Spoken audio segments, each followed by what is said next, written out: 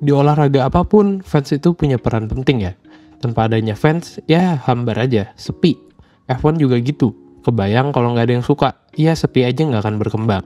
Dan ngomongin soal ngefans di F1, menurut gue sih agak lucu ya. F1 itu kan buat yang nggak suka, ya beneran nggak ada asiknya sama sekali. Apaan coba, nontonin mobil muter-muter nggak jelas. Dan emang gue akuin, gak semua balapan selalu seru, bahkan kalau boleh jujur-jujuran, ya nggak jarang malah ngebosenin. Tapi lucunya belakangan F1 malah lebih stabil perkembangannya. Tentu salah satu pivotal poinnya karena DTS dan musim 2021 yang epic banget. Ya ada sedikit penurunan setelahnya, tapi nggak yang nyungsep juga. Basis fansnya udah lumayan stabil lah. Dan karena base fansnya udah banyak, termasuk di Indonesia juga kan ya, jadi ngebuat obrolan F1 di sosmed juga jadi seru.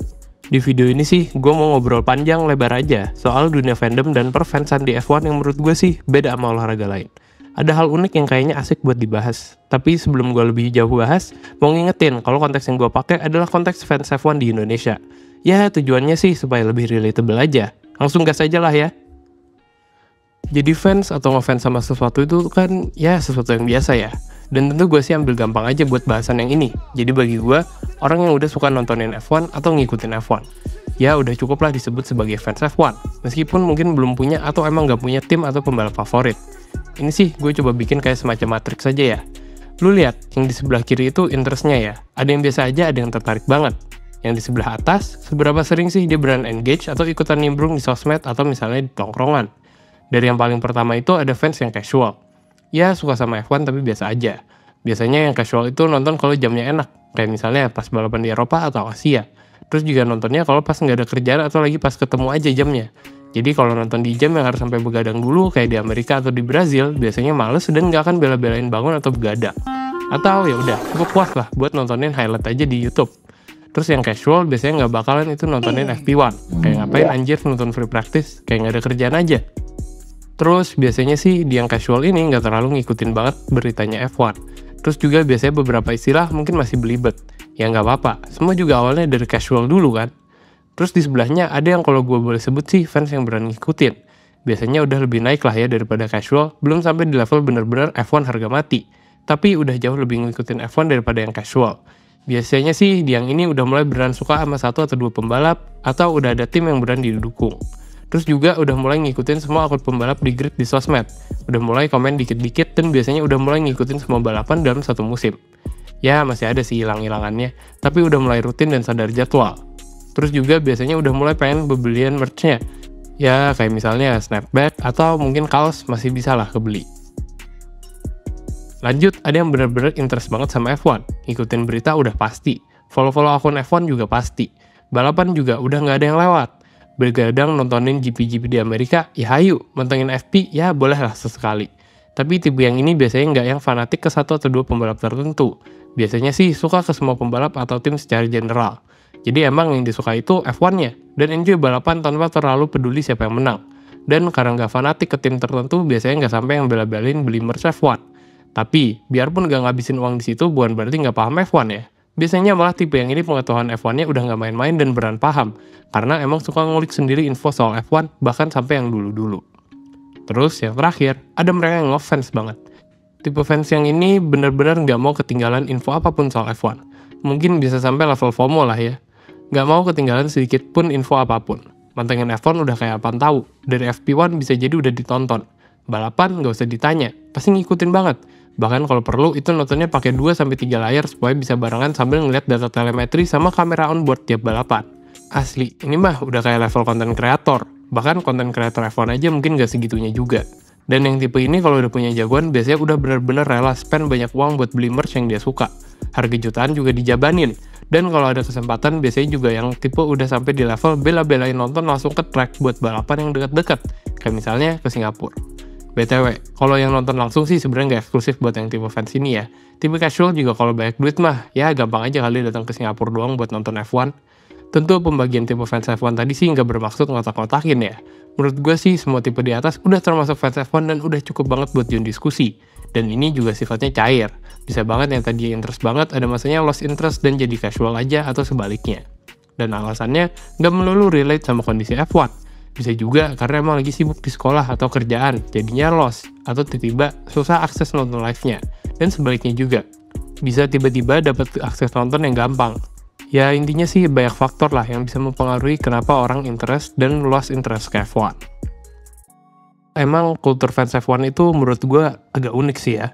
Terutama kalau soal ngomongin kecintaan sama tim atau pembalap tertentu. Kalau tadi kan gue ngomongin soal tipe penontonnya. Nah ada juga hal lain yang menurut gue beda di F1. Jadi menurut gue F1 itu punya budaya rivalitas yang beda dibanding olahraga lain. Jadi secara kultur ngefans di F1 itu nggak kayak ngefans di bola misalnya. Gue ambil contoh di bola karena ini yang paling dekat dan paling relate lah dengan kebanyakan kita. Makanya gue ambil perbandingannya sama dunia bola. Kalau di bola kan kalau lu udah milih mau dukung siapa, ya udah lu kayak nggak lucu lah kalau tahu-tahu tiba-tiba pindah haluan gitu. Ini sih konteksnya kayak misalnya ya di tongkrongan deh. Misal temen-temen lu tuh udah tahu nih, gue sukanya Manchester United. Karena misalnya gue udah ngefans dari SD. Pas zaman mereka lagi jaya-jayanya. Terus sekarang udah nggak menang-menang, terus gue kayak anjir lah gaji mulu kalau main. Gue mau dukung Manchester City aja deh. Ini sama aja kayak gue nyerahin diri buat di roasting di tongkrongan gue. Kalau tahu gue tiba-tiba pindah gacoan. Jadi kayak nggak mungkin lah tiba-tiba pindah jagoan gitu kan. Tapi kan di F1 nggak kayak gitu. Misal nih pas nonton bareng di awal musim gue pakai baju Ferrari, terus tengah musim tiba-tiba pakai McLaren. Ya udah biasanya teman-teman gue yang ya santai aja nggak sih. Meskipun ini misalnya kita punya tongkrongan yang sama-sama suka F1 ya. Tapi yang jelas teman-teman setongkrongan F1 lu itu kayak maklum aja gitu. Jadi kayak masih santai lah lu mau pindah-pindah jagoan tiap balapan juga. Tapi ini kan menarik ya. Ya kalau bisa dibilang sih di olahraga-olahraga lain gak kayak gitu. Kalau kata gue sih ada beberapa hal yang bisa bikin fenomena ngefans di F1 itu emang beda dibandingkan olahraga lain. Dalam kasus ini sekali lagi gue bilang ya di bola. Kira-kira apa alasannya ya? Ya pertama kalau di bola itu kan biasanya ada istilah gak ada pemain lebih besar dari klub. Jadi mau semega bintang apapun pemainnya, tetap tim lebih besar nilainya daripada pemain itu. Jadi pemain bintang bisa datang dan pergi, tapi fans akan tetap loyal ke klub. Tentu ada sih fans yang ngikutin kemana pemain bintangnya pergi, tapi biasanya ini akan berlaku kalau pemain itu pindah lintas liga. Kalau dia pindahnya ke tim rival, biasanya sih fans akan tetap dukung tim sebelumnya. Kondisi berbeda justru terjadi di F1. Sangat mungkin figur pembalap lebih besar daripada tim itu sendiri. Kita ambil contoh misalnya Sebastian Vettel. Dulu itu yang suka sama Vettel udah pasti dukung Red Bull dan gak suka sama Ferrari karena clash sama Alonso di era 2010-2012. Nggak taunya Vettel malah pindah ke Ferrari kan. Nah ini akhirnya narik fans Vettel yang tadi yang gak suka sama Ferrari jadi kayak mau gak mau ya dukung Ferrari juga. Atau nanti kita bisa lihat di musim 2025 pas Hamilton balapan buat Ferrari. Pasti banyak yang tadinya dukung Mercedes jalur Hamilton jadi berubah merah di tahun depan. Dan fenomena pindah-pindah jagoan ini nggak jadi hal tabu di kalangan fans F1. Karena ya di F1 itu kan timnya terbatas. Pembalap akan muter di situ-situ aja. Jadi ya sangat mungkin pembalap besar tiba-tiba pindah ke tim besar lainnya. Jadi fans F1 paham kalau ya susah juga nerapin konsep tidak ada pembalap yang lebih besar daripada tim. Karena memang kadang pembalapnya yang punya daya tarik lebih besar ketimbang tim F1-nya itu sendiri. Terus kalau di bola kadang ada kedekatan yang sifatnya komunitas. Ya maksudnya sih gue dukung tim bola tertentu karena misalnya pernah tinggal di kota tersebut. Atau dari situ gue berasal, jadi ada keterikatan batin yang ngebuat gue pengen ngedukung tim itu. Yang paling gampang ya kayak dukung timnas lah. Logika gampangnya kan kalau lo orang Indonesia ya dukungnya timnas Indonesia dong. Mau lagi jelek atau bagus. Atau misalnya lu datang dari kota apa terus dukung klub bola kota lu. Atau bisa juga karena merasa klub bola lu representasi komunitas tertentu. Misalnya Liverpool dengan The Beatles. Atau ya karena keluarga lu semuanya dukung Juventus misalnya jadi lu ke bawah juga. Kalau di F1 ini agak susah diterapin.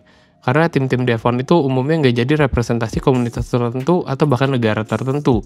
Karena ya semuanya berangkat dari tim balap aja gitu, baik itu privat atau pabrikan. Jadi nggak ada sentimental komunitas kayak di bola. Ya ada sih yang sifatnya representasi negara, kayak misalnya Ferrari yang Italia banget, atau Alpine dari Prancis. Tapi nggak semua tim lantas kayak gitu juga. Kayak misalnya Mercedes kan padahal dari Jerman, tapi di F1 semua operasionalnya Inggris banget. Jadi ya kurang Jerman juga jadinya. Terus juga tim-tim asal Inggris nggak yang bawa-bawa Inggris juga pas balapan. Oh iya, ada juga sih khas ya dari Amerika. Yang kalau pas balapan di Amerika biasanya mereka pakai livery khusus, tapi ya udah gitu doang. Nggak yang gimana-gimana banget juga. Jadi menurut gue sih kalau representasi negara malah kayak nggak gitu ngena. Justru malah bisa lebih ke pembalap sih kalau di F1. Itu malah biasanya lebih relate. Kayak misalnya dulu Rio Haryanto yang bisa bikin Indonesia sempat tiba-tiba gegap gempita sama yang namanya F1. Atau pasukan oranye. Bukan yang di Jakarta, tapi yang di Belanda. Yang selalu khas dengan flare oranye dan kaos oranye. Atau misalnya fans-fans tuan rumah yang fanatik, kayak misalnya fans Perez di Meksiko atau Alonso di Spanyol. Nah, di F1 ini agak susah diaplikasikan. Karena apa? Karena ya sepanjang sejarahnya udah nggak kehitung berapa banyak tim yang keluar masuk dan ganti nama. Kayak misalnya Aston Martin, itu kan ya udah berkali-kali ganti nama. Mulai dari Jordan, Spiker, Force India, Racing Point, sampai sekarang jadi Aston Martin. Kebayangkan lu, misalnya dulu lu suka Jordan, sekarang timnya udah ganti nama. Jadi identitas lu sebagai fans juga bingung kalau lu mati-matian bela satu tim di F1 kan? Atau bisa juga ada masanya tim itu hiatus dan gak balapan dulu di F1. Kayak misalnya Honda atau Mercedes. Dua pabrikan ini emang udah ada dari dulu dan udah ikutan F1 juga dari era 50-an atau 60-an. Tapi kemudian keikutsertaannya di F1 kan anggot-anggotan. Kadang-kadang masanya turun full sebagai tim konstruktor, pernah juga ada masanya hanya jadi engine supplier. Jadi lagi-lagi, identitasnya itu nggak bisa dipegang sebagai satu tim yang utuh dan nggak pernah berubah. Nah kondisi ini kan jelas, ngebuat mau ngefans juga. Ya gimana, bingung kan? Jadi timnya ada, nanti nggak ada. Kayak nggak ada kepastian. Atau bisa juga sesimpel itu tim baru muncul belakangan, kayak misalnya Haas. Belum juga ngitung tim yang udah bangkrut, kayak Manor atau Caterham. Yang setelah dinyatakan bangkrut, timnya nggak berubah jadi tim baru. Kebayangkan lo kalau misalnya jadi fans beratnya Manor nih misalnya. Ya, kalau ada sih. Baru dari tahun 2010 dibelain, tahu-tahu 2017 tim yang dibela udah nggak ada di grid. Iya, tentu dari tim-tim yang ada di grid sekarang nggak semua kayak gitu. Ada tim yang udah dari dulu nggak berubah, tapi itu juga di grid cuma dari 3 nama yang belum pernah berubah dan nggak pernah hiatus, yaitu Williams, McLaren, dan Ferrari. Williams dan McLaren udah punya sejarah panjang di F1. McLaren udah balapan di F1 dari era 60-an, sementara Williams lebih muda sedikit, di era 70-an. Dua-duanya ini boleh diadu secara prestasi masa lalu, tapi sayangnya, di era modern keduanya masih belum terlalu stabil. McLaren misalnya, ya sekarang boleh lah ya udah mulai menang GP lagi. Tapi lama juga McLaren berada di posisi mediocre di grid. Williams malah lebih parah, masih cari bentuk setelah terakhir kali menang Constructor Championship di era 90-an. Nama terakhir tentu adalah yang paling lama bertahan, siapa lagi kalau bukan Ferrari. Ferrari udah balapan dari musim pertamanya F1 dan gak pernah absen satu musim pun sampai sekarang. Dan bicara konsistensi, meskipun konsisten ngebadut, tapi overall Ferrari tetap Ferrari. Gak pernah sampai yang jadi tim mediocre atau gurem di F1. Selalu disegani meskipun, sekali lagi, sering ngebadut dan udah lama banget gak juara dunia. Pernah kan ya, Vettel nge-quote gini, semua juga fansnya Ferrari. Bahkan kalau mereka bilang enggak sekalipun, mereka tetap fansnya Ferrari. Kalau gue pribadi, setuju ya dengan quote-nya Vettel ini. Dan salah satu motivasi kenapa video ini dibuat juga karena salah satu tweetan Box Now di Twitter sih. Yang ngasih statement kalau semua yang suka F1 pasti tifosi. Ya kalau sekarang belum sih, mungkin aja belum sesuka itu sebenarnya sama F1. Tifosi dalam konteks ini tentu tifosi dalam arti sempit ya, yaitu mereka yang dukung Ferrari di F1. Tweet ini terus jadi lumayan hit sih, di komen 164 kali dan dapat retweet lebih dari 600. Sebagian setuju meskipun gak sedikit juga yang keberatan dicap tifosi padahal bukan. Nah inilah menariknya kan, untuk jadi tifosi itu menurut gue sesepele lu senang lihat Ferrari menang di F1 juga udah cukup buat ngebuat lu login jadi tifosi.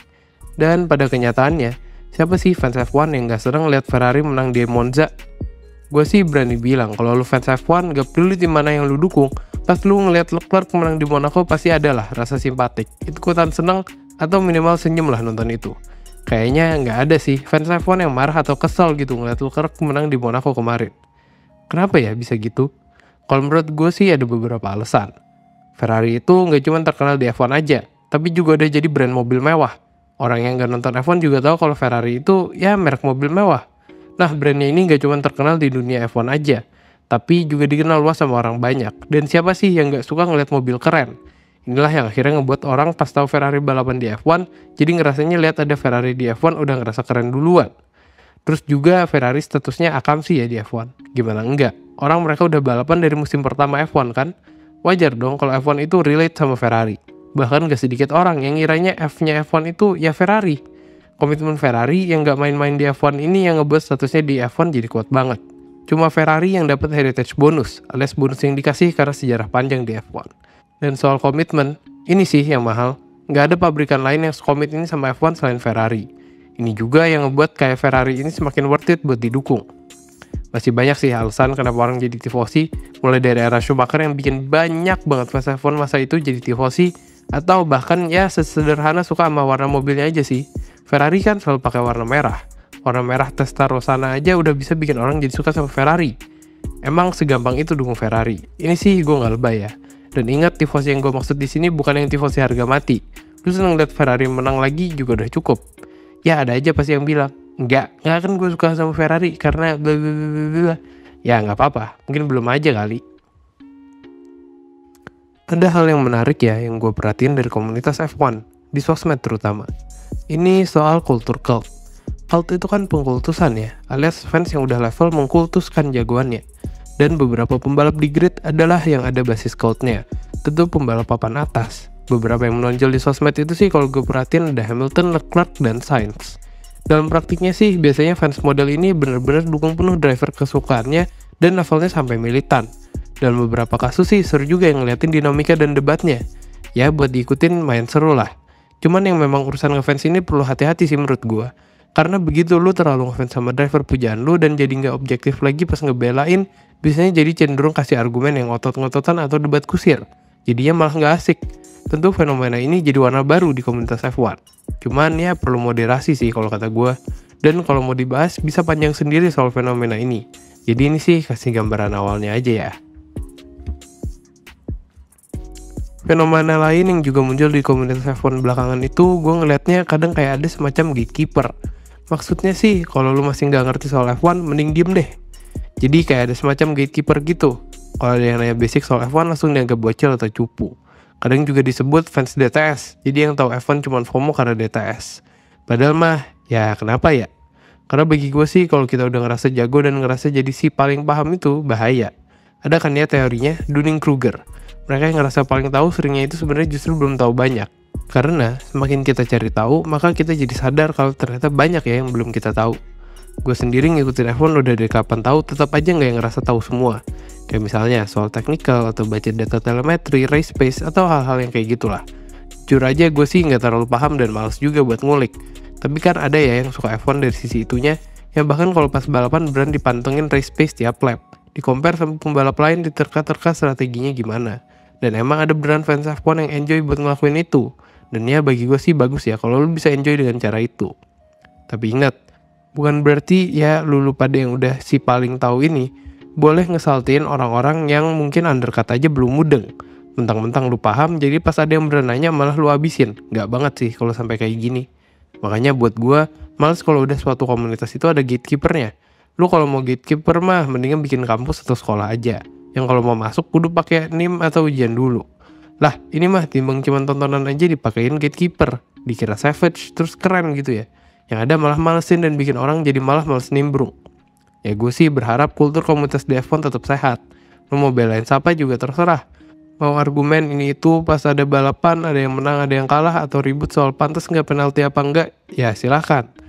Tapi kalau lu udah bela jagoan lu sampai kayak bela agama, kayak bela negara, bagi gue mah udah nggak sehat. Apalagi kalau sampai jadi kemana-mana argumennya dan nyerang pribadi. Udah kelewat batas itu mah. Pada akhirnya jadi fans F1 itu termasuk privilege ya.